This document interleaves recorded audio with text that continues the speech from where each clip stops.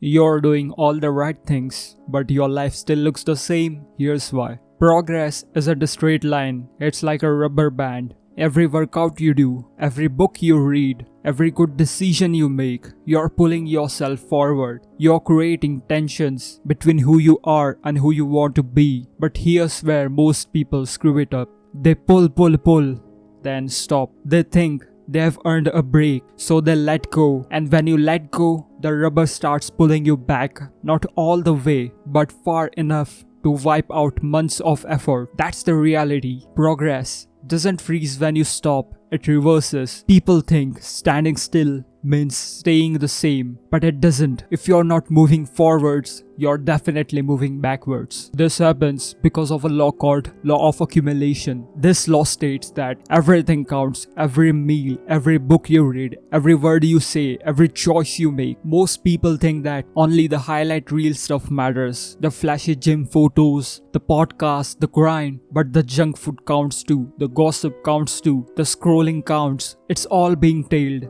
Your life is a ledger, credit or debt. There is no neutral. Every second is a vote. Are you voting for the life you want or the one you're trying to escape? I used to think skipping one good habit didn't matter. Then I skipped it for a year and I hated who I became. If you don't want to hate who you are becoming, here's something hard but truth. You might need to eliminate your friends. Sounds extreme, right? Why cut out people just to change your life? Let me break it down for you. Because this isn't a mindset issue, it's biology. There are two big reasons your circle affects your success. First, the default mode network. This is your brain's autopilot. It shapes your sense of identity. When you're not actively focused, guess what? You're literally reprogramming itself based on who you spend time with. Surround yourself with people who complain, procrastinate, doubt themselves, and slowly your brain starts running their software instead of yours. You become a minor version of them. Second is mirror neurons. Your brain is wired to mimic. It syncs up with the people around you. It's how we learn. It's also how we fall off track. If your friends are stressed, negative, or aimless, your brain mirrors that, even if you don't realize it. But here's the flip side. If your circle is made of winners, dreamers, builders, your brain mirrors that too.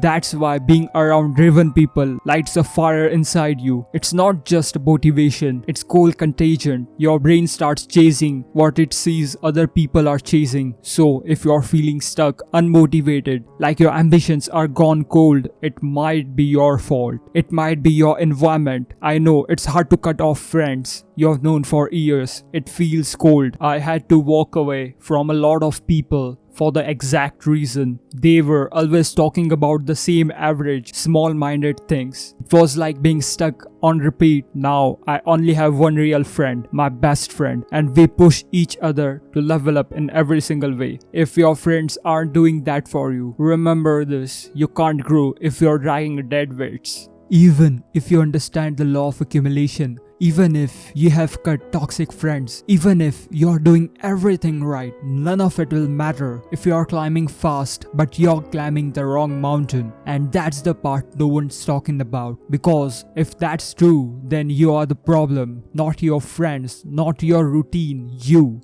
are the problem. Here's the truth. You don't have a real goal. You have got a wish list, a college, other people's dream you grabbed off social media. He makes 100k a month. I want that. He launched a brand. I guess I should, right? Nah, that's not ambition. That's identity theft. You're chasing stuff that looks good. It's not yours. And that's why it feels heavy. That's why you're burned out. That's why deep down you still feel empty. You don't need more motivation. You need a reason. If your goal disappeared tomorrow and nobody could ever see it, would you still want it? If the answer is no, that's not your real goal. Your real goal should feel like oxygen. Like, if I don't get this, I'm wasting my life. That kind of goal. It doesn't need balance. It doesn't need discipline. You become obsessed with it. You don't feel the need to try. You just move on your own like you're on fire, and everything starts stacking. Every workout hits harder. Every book sinks deeper. Every no is easier because the yes is already decided. But if you don't know what you're chasing, you'll do everything right and still feel like something's missing because you're building a life you don't even want. So ask yourself one brutal question. What's the only thing I have to do in this life, or I'll hate myself when I'm old? Not what would be nice, not what looks good, what must I do? Write it down, burn everything else. Because once you know that, you don't just make progress, you become a weapon. Changing your life is hard, keeping it changed even harder. If you keep slipping, losing progress, or falling off,